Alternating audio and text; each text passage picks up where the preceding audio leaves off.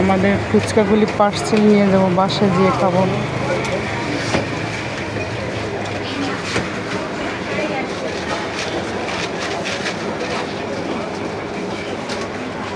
এগুলো কি আমাদের? আচ্ছা,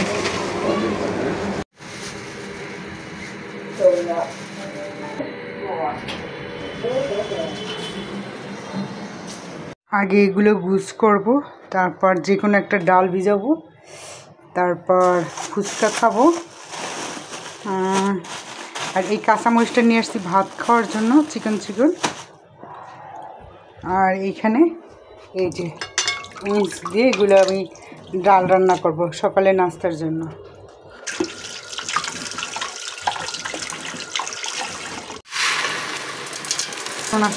ভাই বাহিরে যাওয়া যায় না ফ্যান ছাড়া। আরে আনি কেছে ফকির নাম্বার 1।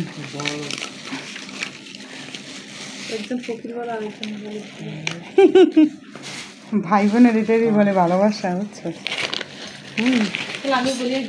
হ্যাঁ অবশ্যই, তো ও তো গরিবই। আমি জানছো বাবুরা এই আজকে আমাদের ফুচকা। ছেলেকে নিয়ে হাঁটতে গেলে এই অবস্থা, আর যদি আমি একা হাঁটতে যাই এসব কিছু না। কতটা হলো কি, এখন এটাকে চুবিয়ে চুবিয়ে খাবো।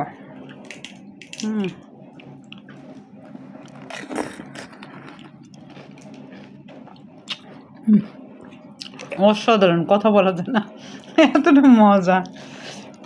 খাওয়া তাদের থেকে নেওয়া আছে। ভাই আমি খেতে থাকি, অবশ্যই বিসমিল্লাহ বলে। কেউ লোভ দিবেন না। তাহলে আজ রাখছি, আপনার সবাই ভালো থাকবেন, আল্লাহ হাফেজ। এই যে তাদের ফুচকাটা এত মজা হয়, আর পার্সেল দিলে তো একদম এত দেওয়া দেয় ডালটা যে খালি। আর তাদের ওই যে এটা চটপটি হয়ে গেছে, সেই মজা।